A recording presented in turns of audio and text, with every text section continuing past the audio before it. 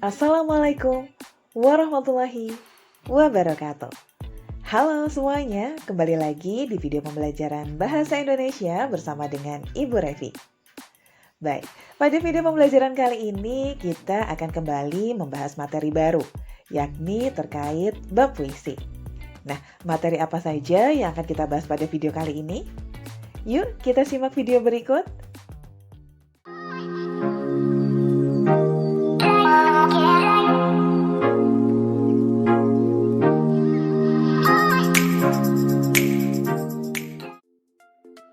Baik, pada video kali ini kita akan membahas beberapa materi terkait puisi, mulai dari pengertian puisi, kemudian unsur-unsur puisi, serta yang terakhir adalah jenis-jenis puisi. Baik, yang pertama kita akan membahas terkait pengertian puisi. Mungkin sebagian besar dari kalian sudah sering ya mendengar atau membaca sebuah puisi. Nah, puisi sendiri biasanya digunakan seseorang untuk mengungkapkan berbagai hal, seperti rasa rindu, gelisah, amarah, atau perasaan lainnya.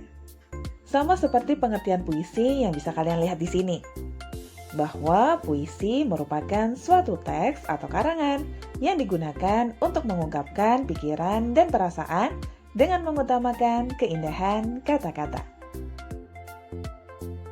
Baik, setelah membahas pengertian puisi, selanjutnya kita akan membahas unsur-unsur puisi.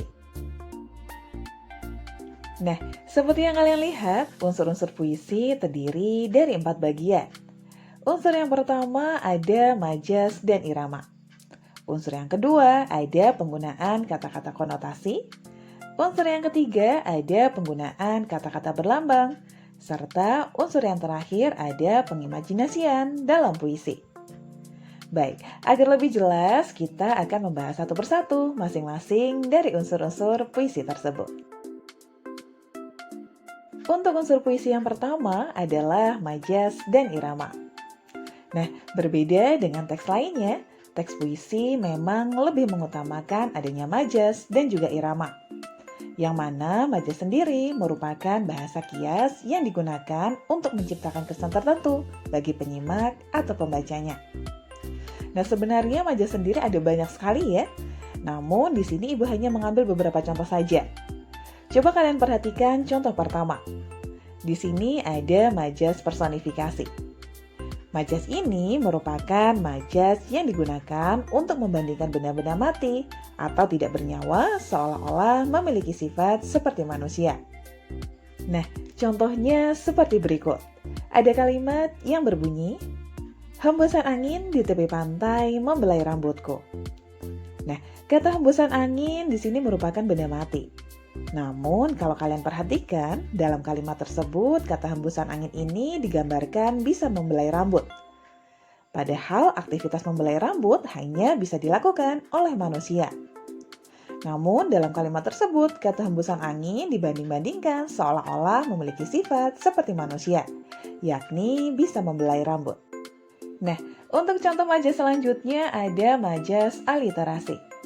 Majas ini merupakan majas penegasan yang mengulang konsonan atau huruf mati pada awal kata secara berurutan. Contohnya seperti berikut. Ada kalimat yang berbunyi, dengar dadaku disapu. Nah, apabila kalian cermati, masing-masing kata dalam baris tersebut semuanya diawali dengan huruf konsonan, yakni sama-sama diawali dengan penggunaan huruf D. Nah, sebenarnya masih banyak lagi ya penggunaan majas dalam sebuah puisi. Maka dari itu, untuk menambah wawasan dan juga pengetahuan, kalian juga bisa loh mencari jenis dan contoh majas melalui buku ataupun internet. Baik, setelah kita membahas majas, selanjutnya kita akan membahas terkait irama. Irama sendiri merupakan alunan bunyi yang teratur dan juga berulang-ulang.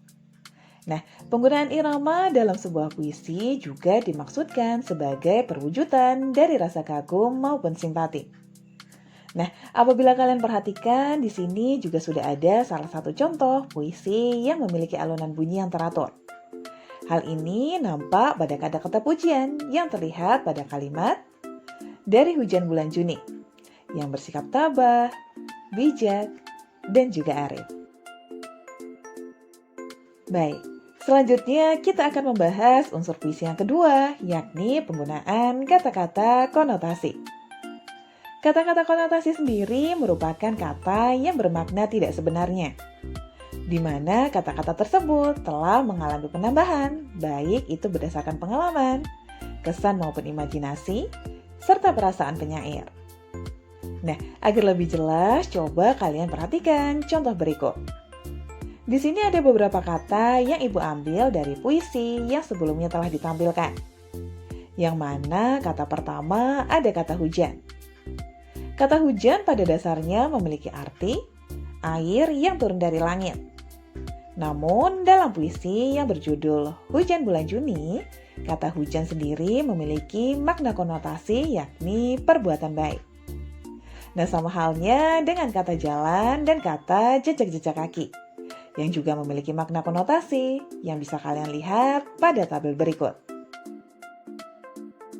Baik, untuk unsur puisi yang ketiga ada penggunaan kata-kata berlambang. Nah, lambang atau simbol sendiri bisa kita artikan sebagai gambar, tanda, ataupun kata-kata yang menyatakan maksud tertentu. Contohnya misal lambang rantai dan padi kapas pada gambar Garuda Pancasila, atau gambar tunas kelapa sebagai lambang pramuka. Nah, lambang-lambang tersebut sebenarnya tidak hanya sekedar simbol loh, namun juga memiliki arti tertentu. Contohnya seperti lambang rantai yang memiliki makna persatuan dan kesatuan bagi seluruh rakyat Indonesia. Kemudian lambang padi kapas juga memiliki makna kesejahteraan dan juga kemakmuran.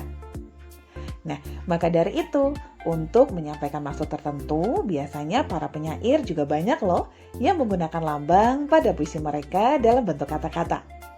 Salah satunya pada puisi Hujan Bulan Juni, karya Sapardi Djoko Damono, yang mana dalam puisi tersebut terdapat beberapa lambang yang digunakan penyair. Di antaranya ada kata hujan yang memiliki makna kebaikan atau kesuburan. Sementara itu ada juga kata bunga yang memiliki makna keindahan.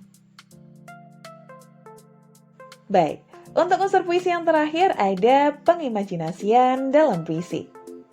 Yang mana pengimajinasian sendiri merupakan kata atau susunan kata yang dapat menimbulkan khayalan atau imajinasi. Nah, dengan adanya daya imajinasi ini, nantinya pembaca seolah-olah ikut mendengar, melihat, maupun merasakan sesuatu yang diungkapkan penyair dalam puisinya. Nah, imajinasi sendiri dalam puisi ada 3. Yang pertama ada imajinasi auditif, yang mana pembaca seolah-olah dapat mendengar suara dari kata-kata yang digunakan penyair dalam puisinya. Contohnya seperti kata gelak kurayu, mendering, gegap gempita, dan lain sebagainya.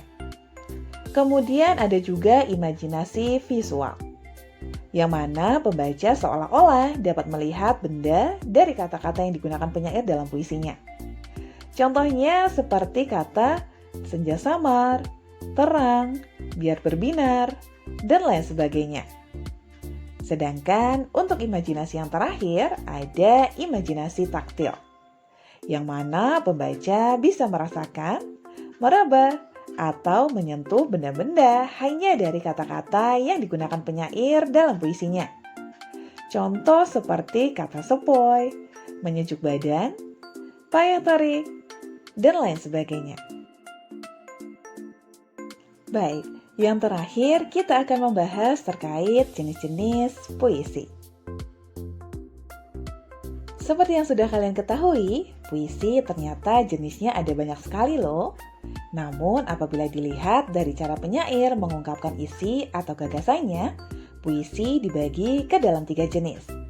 Yang pertama ada puisi naratif, yang kedua ada puisi lirik, dan yang terakhir ada puisi deskriptif.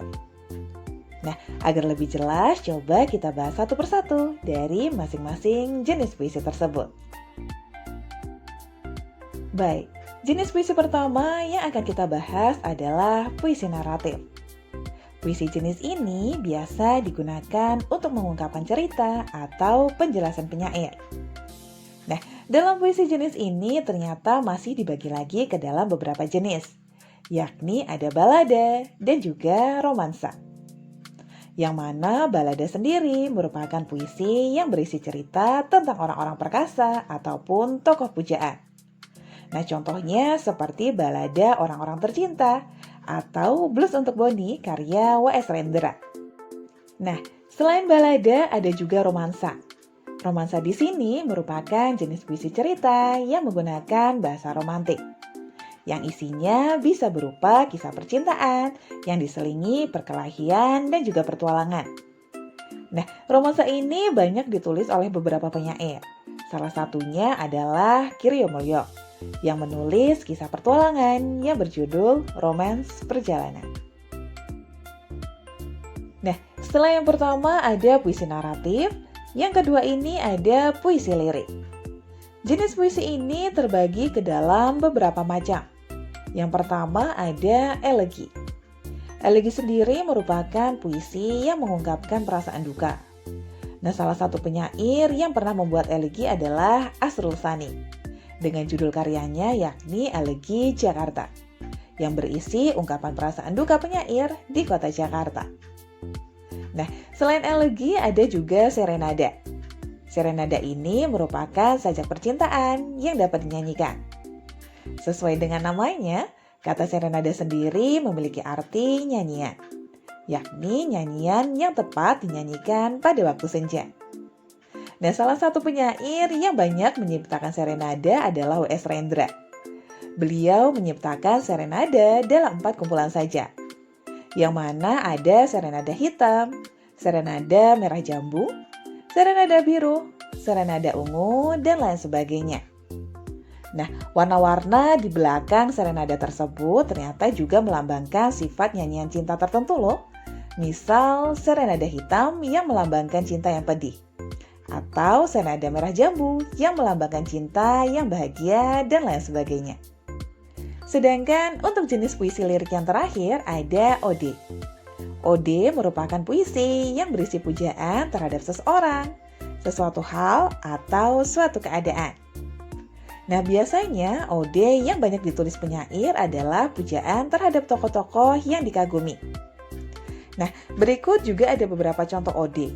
Di antaranya Ode Buat Proklamator karya Leon Agusta, Teratai karya Sanusi Pane, dan ada pula Diponegoro karya Khairil Anwar. Baik, jenis puisi yang terakhir ada puisi deskriptif. Nah, dalam puisi jenis ini, penyair bertindak sebagai pemberi kesan terhadap suatu keadaan atau peristiwa, benda, atau suasana yang dipandang menarik perhatiannya. Nah, ada pun beberapa macam puisi yang termasuk ke dalam jenis puisi deskriptif. Di antaranya ada satire. Satire sendiri merupakan puisi yang mengungkapkan perasaan tidak puas penyair terhadap suatu keadaan. Namun, penyair mengungkapkannya dengan cara menyindir atau menyatakan keadaan sebaliknya. Sedangkan untuk jenis puisi deskriptif yang kedua, ada puisi kritik sosial, yakni puisi yang menyatakan ketidaksenangan penyair terhadap suatu keadaan atau bisa juga ketidaksenangan penyair terhadap diri seseorang. Namun, ketidaksenangan tersebut disampaikan dengan cara membeberkan secara langsung kepincangan atau ketidakberesan keadaan atau orang tersebut. Nah, demikian tadi materi yang disampaikan dalam video pembelajaran kali ini. Semoga ilmu yang disampaikan bermanfaat dan sampai jumpa di video pembelajaran selanjutnya. Wassalamualaikum warahmatullahi wabarakatuh.